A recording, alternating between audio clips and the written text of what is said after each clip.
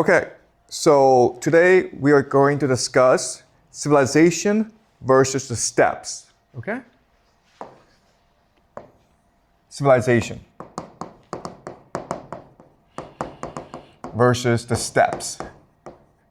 The steppes are the grasslands, and people often refer to them as barbarians, okay? So in China, we refer to these people as like yemanren, barbarians.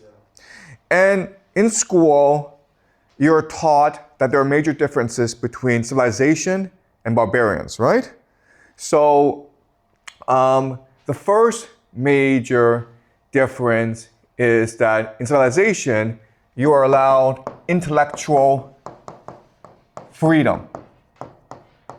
Because only by reading books, only by going to school, only by learning how to think can you be free to think, okay? And in the steppes, we think of them as emotional slaves. They are unpredictable, they are violent, okay? Second thing is that we think of civilization as open and curious. We love knowledge, we seek to gain more knowledge. Therefore, we are innovative, okay? Whereas the steppes people, they are static, okay? Because they are insular, they're close-minded.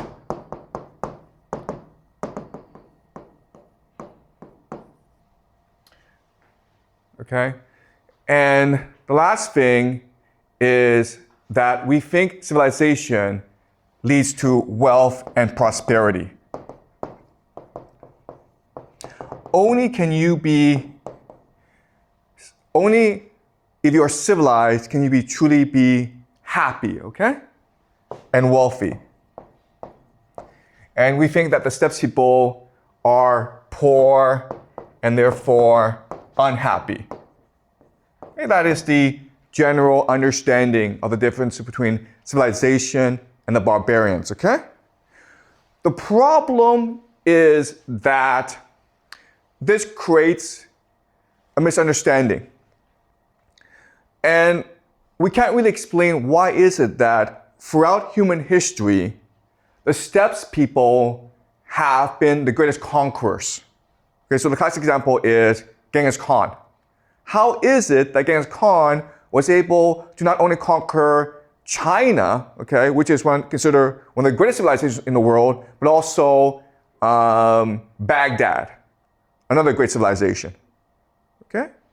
But what's interesting is that throughout human history, this has been a consistent pattern where the barbarians conquered the civilized people, okay? So this is a problem. How is it that if in civilization, they're so free, they're so smart, they're so open, they're so curious, innovative, and so prosperous, why is it that they keep on losing out to the steppes people? And the answer is because your traditional understanding is completely wrong, okay? And I will show you that it's actually the opposite. It is the steppes people who are open, curious, and innovative.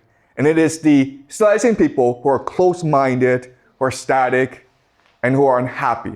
Okay? So that's my argument to you today. All right?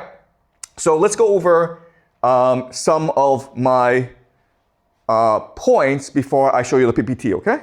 All right, so let's discuss how civilization starts.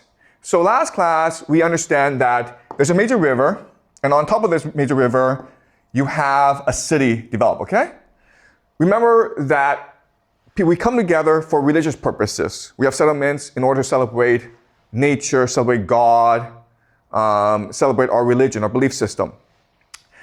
And over time, what happens is that this system becomes unequal, it becomes hierarchical, and therefore we leave. But there are some places that are strategic for trade purposes. And therefore, people don't want to leave because you can generate a lot of wealth and prosperity in these places. And so they become major cities. Okay, so the first city in world civilization is Uric, okay?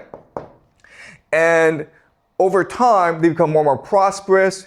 They build canals. They learn farming. They develop their own mythology, okay? And then what happens is that as the population grows and grows, they go off and colonize other places along the trade route, okay? Maybe upstream and then downstream as well. And then what happens is that these city-states are now in competition with each other. And they have a system of competition called open cooperative competition. Okay? This is a very important concept because this concept is what gives us innovation. So you have these three things in place: open, cooperation, competition, you'll be very innovative.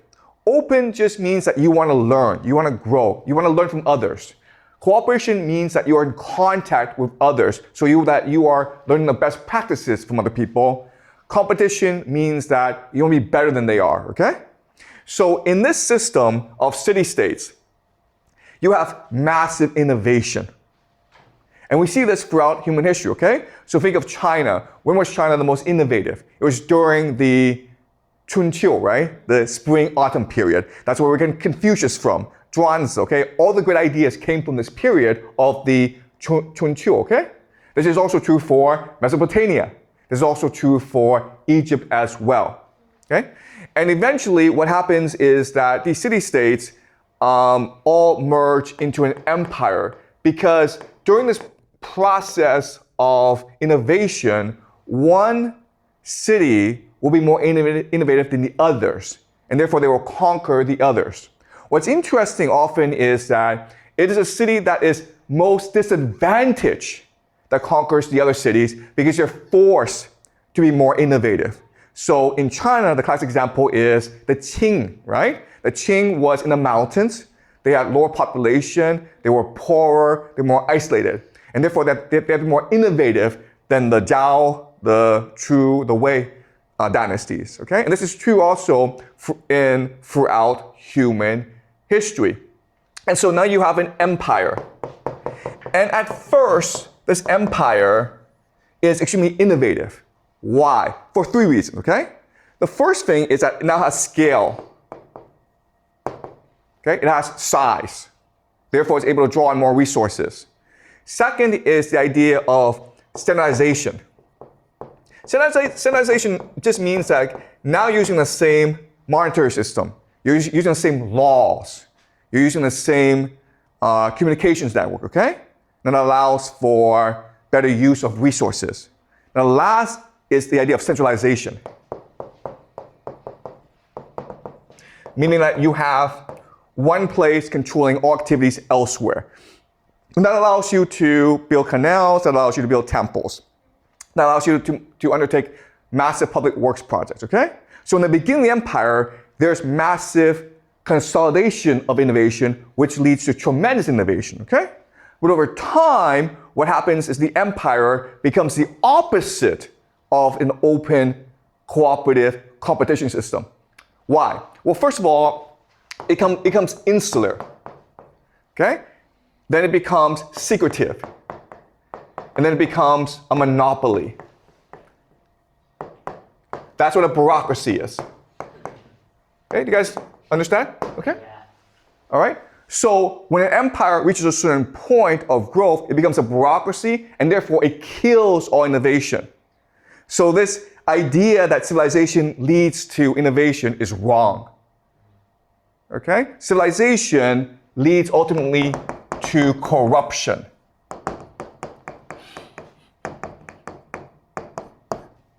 All right? Now, what's interesting is that even though this is a general rule of human development, it's not always true. There are exceptions, okay? So, for example, one civilization that we know that did not work out like this is something called the Indus Valley Civilization, which is modern-day Pakistan. And we'll discuss this later on. But they were actually, even though they had a city-state system, they were actually peaceful, egalitarian, and artistic. Okay? They didn't go to war with each other. They didn't create a hierarchy. They didn't create a bureaucracy. And we'll discuss later on why this is the case. But this is something that you need to understand.